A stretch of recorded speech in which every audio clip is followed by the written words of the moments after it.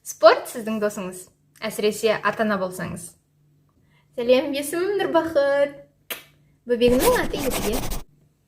Бүгінгі видеода кез келген ата-ананың досы болуға тиісті спорт жайлы әңгіме айтамыз. Осы спорттың арқасында мен менталды және де физикалық денсаулығымды сақтап жүрмін. Спорт маған тамаша ата-ана болуға, тамаша адам болуға көмектеседі. Баланы босанғаннан кейін табата жаттығуларына кірістім. Сол табата жаттығулары олар 30 секундтық үздіксіз жаттығу және де 10 секундтық үзілісі бар жаттығулардың кешені. Осы табата жүйесінің арқасында мен өзімді сондай тамаша сезінетін болдым. Және де әрине белгілі бір салмақтан да арылдым. Табата жаттығулары күнделікті жасалмады, аптасына 3 рет. Белгілі бір уақытым болған кезде, немесе бала ұйықтап жатқан кезде көбінесе жасайтынмын түскі уақытында.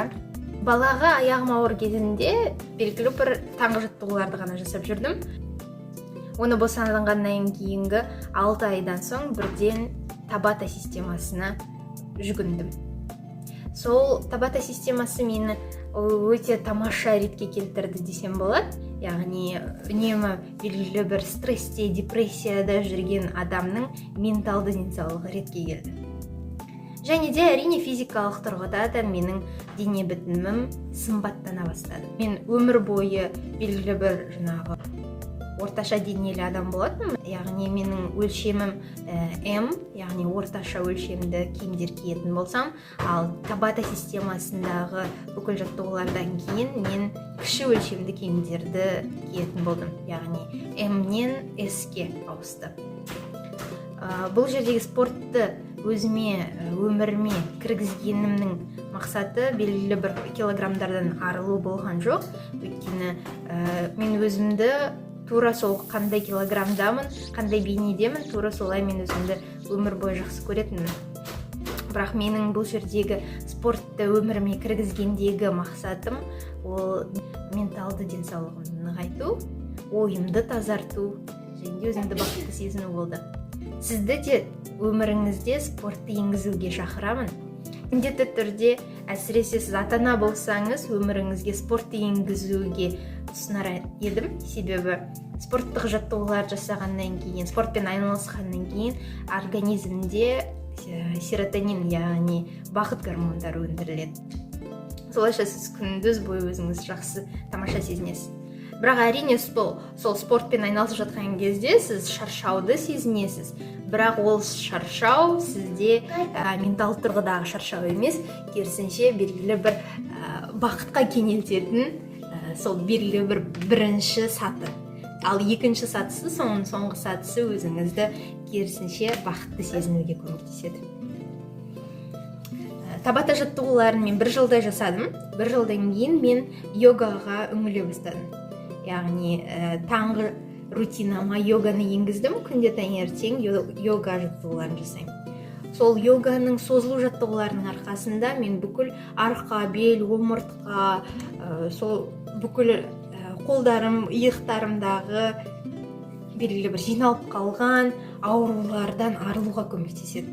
Солайша йогада менің күнделікті физикалық, менталды тұрғыда да тамаша қалпыма келуіме көмектеседі. Сөйтіп біз баламен бірге йога жасаймыз күнде таңертең. Әрине сіз бұл жерде баламен жасау қиын деп ойлауыңыз да мүмкін. Кейде қиын болып кетеді, өйткені ол үстіңізге міне бастайды, одан сайын арқаңыз ауырып кетуі мүмкін. Бірақ алайда балаға түсіндірсеңіз, мен қазір йога жасап жатырмын, маған кішкене кеңістік берші деп айтсаңыз, қайталай берсеңіз, ол кейін түсінетін болады да сіздің йога жасауыңызға мүмкіндік туғызатын болады.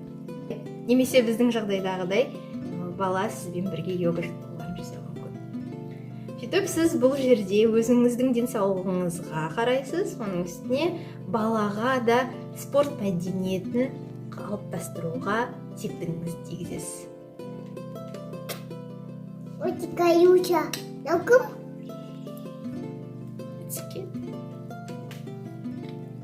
Қазіргі күндері әрбір таңда мен йога жаттығуларын үзбей жасаймын. Себебі йога жаттығуларын жасағаннан кейін мен өзімді сондай тамаша сезінемін, жеңіл болып өтеді күнім, және де барлығы қолымнан келетіндей күшім тасып жатады. Оның себебі неде десеңіз, ол өйткені ең бірінші ояна салысымен өзімді бірінші ретке қоюдан. Яғни өзіме бірінші қамқорлық жасаймын, содан кейін ғана барлық адамдарға, айналама, қоршаған ортама қамқорлық жасай аламын. Алдында айтқанымдай, бала кейде үстіңізге мінетін болады. Сол сәтте сіз балаңызға қайталап айта беруіңіз керек. Балам, маған қазір кеңістік керек, мен қазір йога жасап жатырмын. Йога жасап болғаннан кейін біз екеуміз бірге ойнаймыз деп қайталай шаршамай айта беру керек. Күндердің бір күнінде бала әйтеуір сізге сол йога жаттығуларын жасауға мүмкіндік туғызатын болады. Яғни бұл жерде сіз практикалап айта берсеңіз, баланың құлағына құя берсеңіз, әйтеуір бір күні бала өзімен өзі ойнап, өзінің шаруаларымен айналысып, ал сіз өзіңіздің жаттығуыңызды жасай алатын боласыз. Балалар өте ақылды, соған сеніңіз, сондықтан олар сіздің сөзіңізге құлақ асады. Қазір құлақ аспаса да, күндердің бір күнінде ол айта бергендіктен ол түсінетін болады. Сөйтіп анасына жаттығуларын жасауға мүмкіндік туғызады. Жаттығу жасау барысында осындай қайратты денемнің болғанын алғысымды білдіріп, осы күннен не тілейтінімді де ойластырамын. Ал мына келесі эпизодта балам менімен бірге йога жасағысы келді. Содан кейін мен бірден камерамды қосып, осы жасап жатқан жаттығуларымызды естелік ретінде қалдырғым келгендіктен түсіре бастадым. Көбінесе ол менің жасағандарымды қайталауға тырысады, және де қарап тұрғаныңыздай өте тамаша оның қолынан келіп жатыр. Сосын кейде камераны да осылай алып қояды. Бірнеше рет камераны қайтадан орнына қойып, йога жаттығуларын жалғастыра бастаймын. Көбінесе осылай жататын жаттығулар жақсы көреді. Жатып жасайды.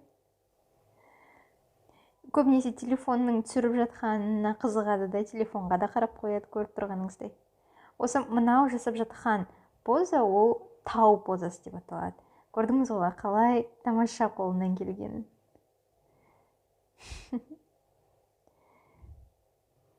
Қайтадан көпір позасын жату арқылы жасағысы келді қайтадан.